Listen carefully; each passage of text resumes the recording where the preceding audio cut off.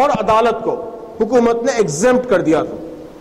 انا ہزارے کی ٹیم کا مطالبہ یہ تھا کہ یہ صحیح نہیں ہے، وزیر اعظم کو بھی اس میں شامل ہونا چاہیے، پارلیمنٹ کے ممبران کو بھی اس میں شامل ہونا چاہیے، اور عدالت یعنی ججوں کو بھی اس میں شامل ہونا چاہیے۔ اب سن 2011 کے دسمبر میں جو بل لوک سبھا میں پاس ہوا ہے، اس میں بالآخر حکومت نے بعض کنڈیشنز کے ساتھ، بڑی سخت کنڈیشنز ہیں لیکن ان کنڈیشنز کے ساتھ وزیر اعظم کو شامل کیا ہے۔ کنڈیشنز یہ ہیں کہ 6 ایریاز ایسے ہیں جن میں وزیر اعظم کے کسی فیصلے کی گویا شکایت نہیں ہو سکتی۔ اس میں فارن پالیسی ہے، اس میں انٹرنل سیکیورٹی ہے، ایکسٹرنل سیکیورٹی ہے، وغیرہ اس طرح کے کچھ معاملات۔ 6 جو معاملات ہیں اس کو ایگزمپٹ کیا گیا ہے، اور کہا گیا ہے کہ وزیر اعظم کے خلاف سنوائی اسی وقت ہوگی جب لوک پال کے 2/3 سے زیادہ ارکان اس سنوائی کے حق میں ہوں، یعنی سمپل میجورٹی کے ذریعے وزیر اعظم کے خلاف سنوائی نہیں ہو سکے گی، 2/3 میجورٹی درکار ہے۔ تو بعض کنڈیشنز کے ساتھ وزیر اعظم کے خلاف سنوائی کو انہوں نے قبول کر لیا ہے، لیکن پارلیمنٹ کے ارکان کے خلاف وہ کہتے ہیں کہ 7 سال کے بعد ہوگی، یعنی ان کی جب میعاد ختم ہو جائے گی تو اس کے 7 سال کے بعد پارلیمنٹ کے ارکان کے خلاف سنوائی ہو سکے گی۔ عدالت یعنی ججز کے خلاف سنوائی کو ابھی بھی انہوں نے قبول نہیں کیا ہے۔ تو یہ گویا پہلا بون آف کنٹینشن ہے جن لوک پال میں اور حکومت کے لوک پال میں۔ اب حکومت نے یہ بات بھی قبول کر لی ہے کہ جو کورٹ میں معاملہ پیش ہوگا تو کورٹ کو 1 سال کے اندر فیصلہ سنانا ہوگا، یعنی کورٹ لامحدود مدت تک، جیسا کہ ہمارے ملک میں رواج ہے، کسی مقدمے کو پرولونگ نہیں کر سکے گی، بلکہ 1 سال کے اندر اس کو فیصلہ سنانا ہوگا۔ سرکاری بل میں این جی اوز کو بھی شامل کیا گیا ہے، پہلے بھی شامل کیا گیا تھا، اور اب سن 2011 میں جو بل منظور ہوا ہے لوک سبھا میں، اس میں بھی این جی اوز کو بھی شامل کیا گیا ہے کہ این جی اوز بھی یہ لوک پال کے دائرے کے تحت آئیں گی، اور ان کے خلاف بھی اگر کوئی شکایت کرے گا تو اس کی سنوائی لوک پال کر سکے گا۔ انا کے بل میں این جی اوز کو کور نہیں کیا گیا ہے۔ انا ہزارے اور ان کی ٹیم یہ کہتی ہے کہ اگر این جی اوز کو آپ کور کریں گے تو اس سے سرکار کو جو ہے اپنے مخالفین کو ستانے کا موقع مل جائے گا، تو این جی اوز کو کور نہیں کیا گیا ہے، یعنی بعض جگہ سرکاری بل زیادہ مضبوط ہے تو بعض جگہ انا کا بل زیادہ مضبوط ہے۔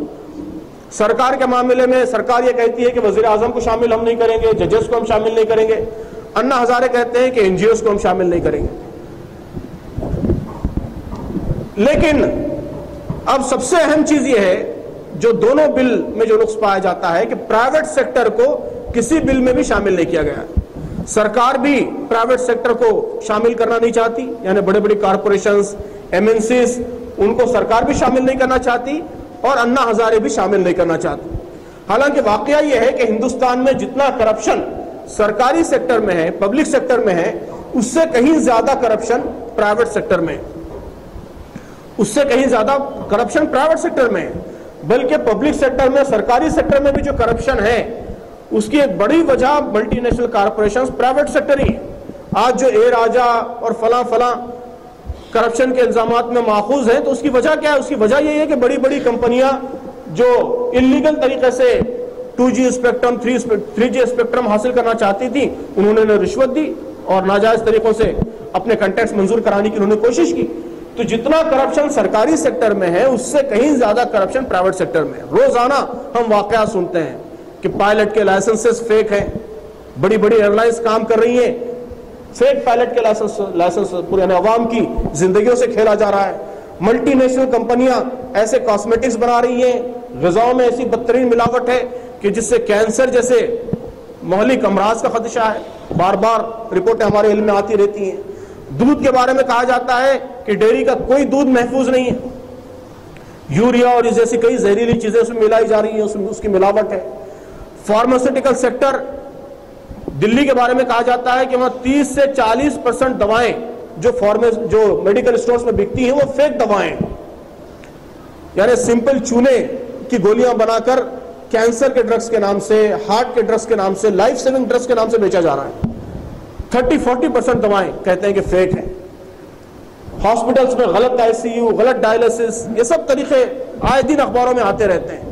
تو جتنا کرپشن سرکاری سیکٹر میں ہے اس سے کہیں زیادہ کرپشن پرائیویٹ سیکٹر میں ہے، اور ایم این سیز، کارپوریشنز، یہ ہمارے ملک میں کرپشن کو فروغ دینے میں ان کا بڑا اہم رول ہے، اہم رول وہ پلے کر رہی ہیں، لیکن اس کے باوجود نہ انا اس کو لوک پال کے دائرے کے تحت لانا چاہتے ہیں اور نہ سرکار اس کو لوک پال کے دائرے کے تحت لانا چاہتی ہے. دونوں کے بلز میں کارپوریشن مائنس.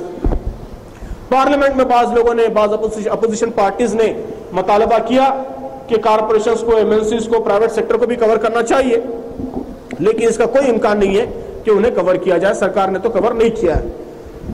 پھر اسی طرح عدالتوں کا معاملہ ہے کہ چھوٹی عدالتوں میں تو کرپشن اتنا واضح ہے کہ ہندوستان کے ہر شہری کو اس کا سابقہ پڑ چکا ہے کہ بڑے بڑے فیصلے پیسے لے کر رشوت کے ذریعے ہو جاتے ہیں.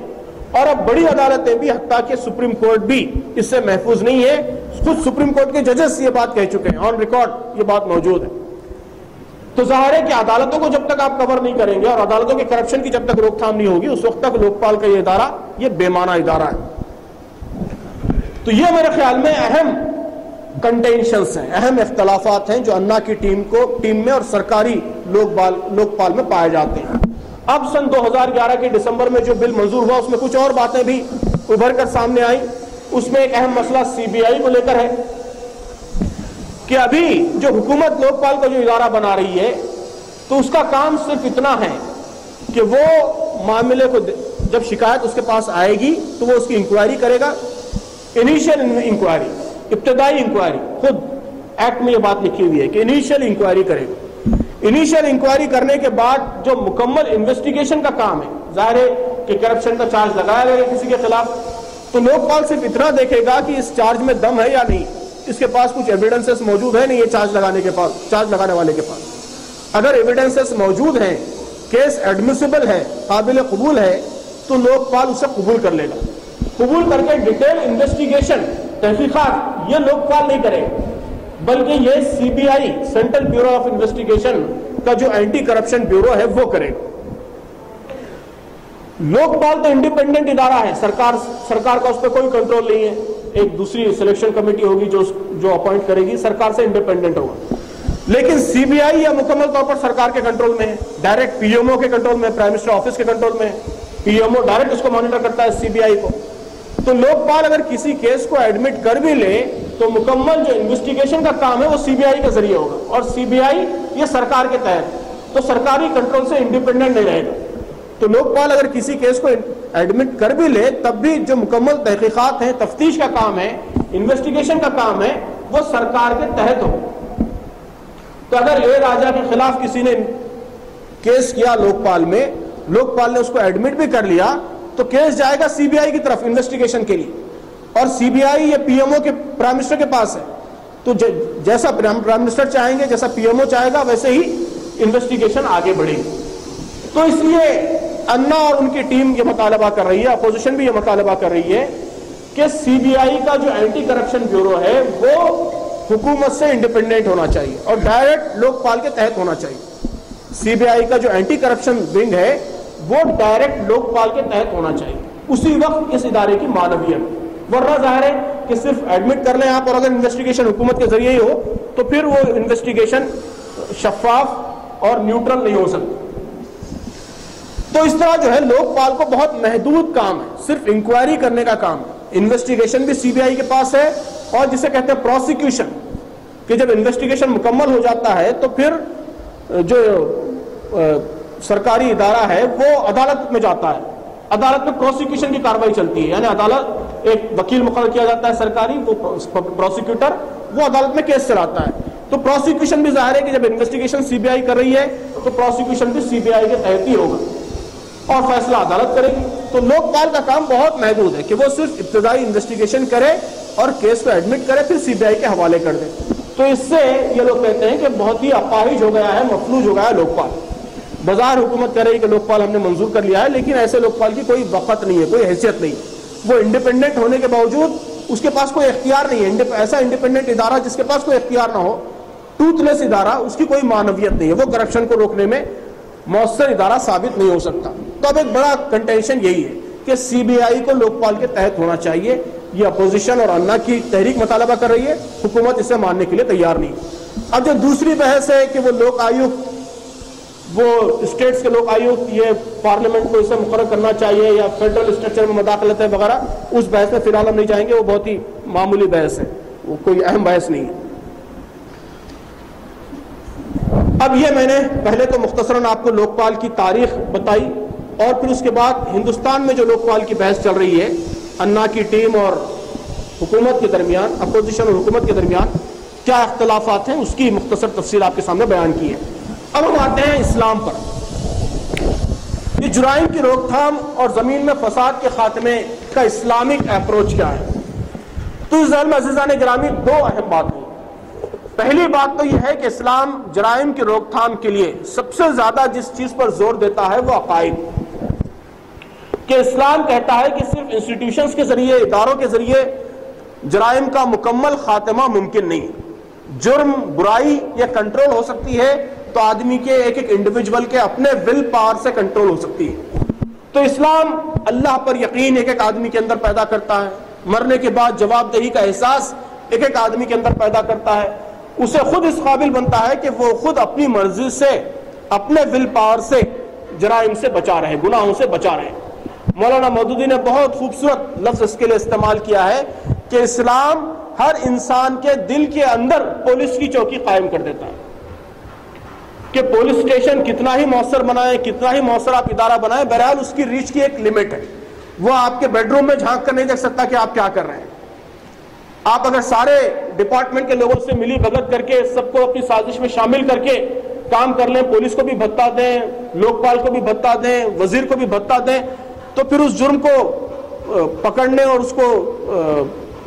اس کو منظر عام پر لانے کا کوئی طریقہ باقی نہیں رہتا۔ یہی کچھ اس ملک میں ہو رہا ہے۔ تو کتنا ہی مؤثر آپ ادارہ بنا لیں، کتنی ہی ایفیکٹو پولیس بنا لیں آپ، اس کی بہرحال ایک لمٹ ہے۔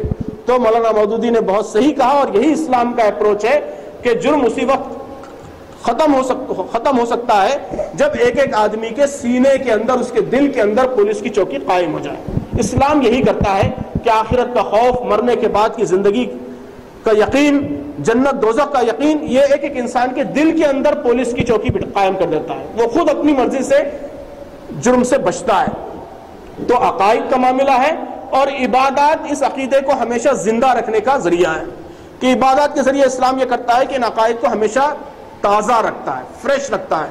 کہ آپ آفس میں جا کر بیٹھ گئے ہیں، وہاں کی مصروفیات ہیں، وہاں کے پریشرز ہیں، وہاں کے کام کے طور طریقے ہیں، دوسرے لوگوں کی برائیاں ہیں، تو یہ سب آپ